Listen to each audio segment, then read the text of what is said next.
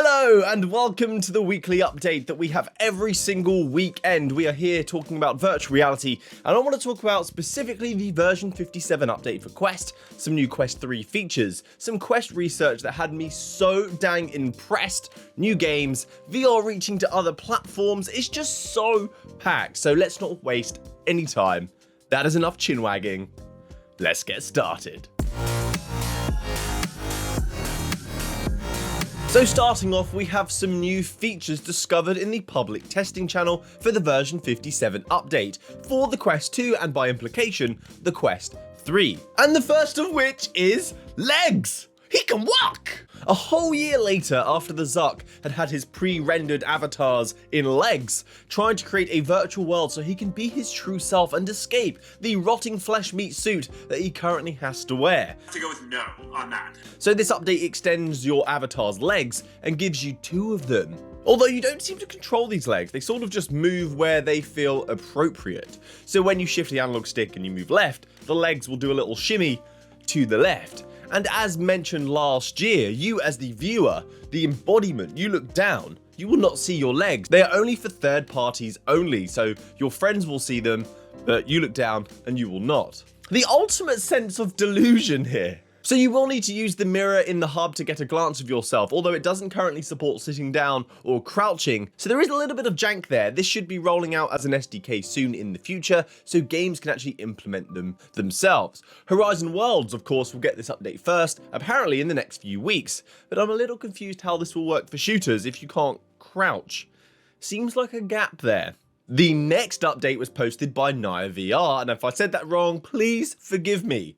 They showed more settings and modes coming to the Quest, such as turning off the mirror in your home hub, which I absolutely love. Sometimes I sit there, I just catch myself in my peripheral and I see myself in the mirror and I hate it. I hate seeing my own reflection. Editing these videos after all of these years, I still see myself and hear myself and just think, ugh, I still hate it.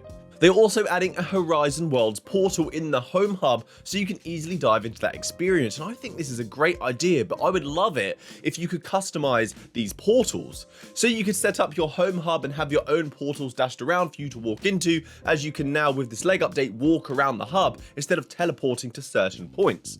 There's also going to be an aeroplane mode, and I assume this is going to turn off some of the signaling from the headset, some of the sensors that are affected because you're moving at 500 miles an hour. There is also going to be a battery extended mode that aims to reduce the visual quality where possible to increase the lifespan of your battery. Don't know why this took so long to get here, considering we have 2 hours worth of battery life from playing games, and they didn't think to add this sooner. A Quest 3 feature now. Inside the Quest's firmware, a sneaky video has popped up from Somalia, as always, showcasing the Quest 3 being used to scan a room and create a 3D mesh of the environment. It achieves this by using the depth center at the center of the headset that was actually taken out of the Pro model headset that's going to make mixed reality content so much more seamless. In the video, you see a little raccoon-like alien, which means the digital asset can interact with your environment now without you having to create the boundaries or define the map of the room. And what's even more impressive here that actually blew my mind that you don't really notice unless you're being mindful of the video is that the creature appears from behind a sofa, so it has an understanding of occlusion and 3D space from the perspective of the viewer. Not like phone AR where you have this creature that's floating and you'll move them back, they start walking over your table and your sofa. This is impressive. And it also looks to go a step further, and it can identify objects in the room, as you'll see in the video that the sofa has an icon showing that it understands that this is a seat. So it's probably wise if you're using this to hide some things that you've got around your room. This is Facebook after all.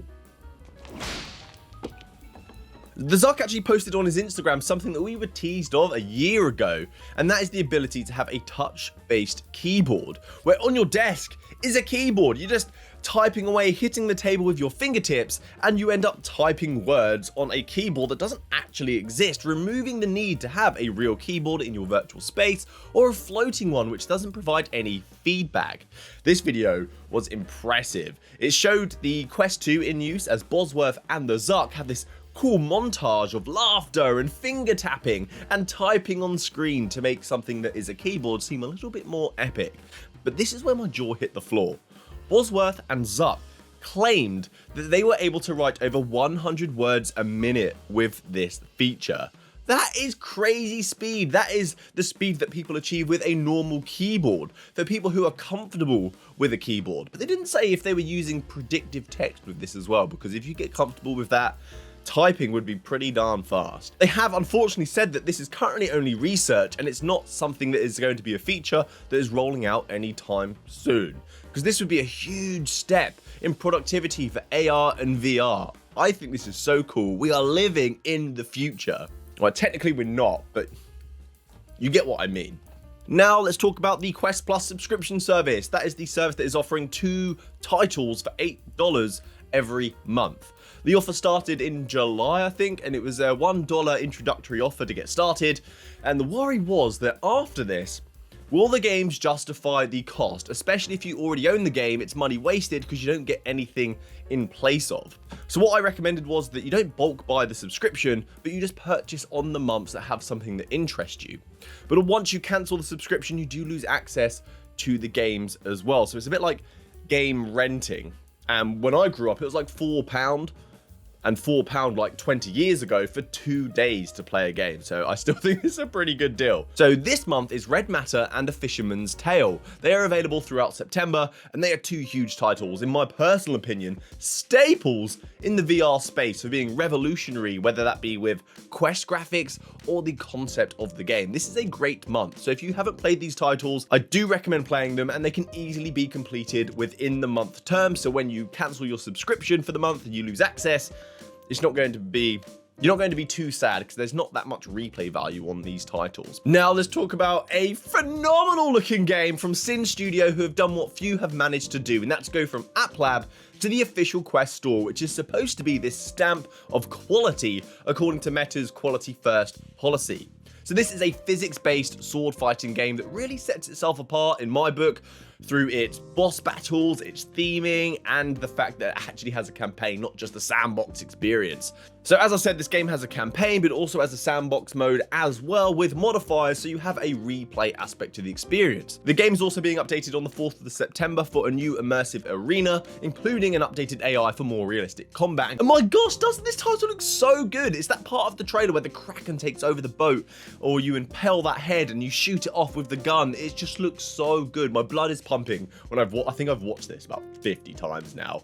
I'm someone who needs this kind of objective when I'm playing a game, so the fact that it's got a single player campaign is going to make it more playable for myself. Those arena titles, although they're fun and can be pretty violent, they just don't hit home. I end up having kind of like an existential crisis of, what's the point?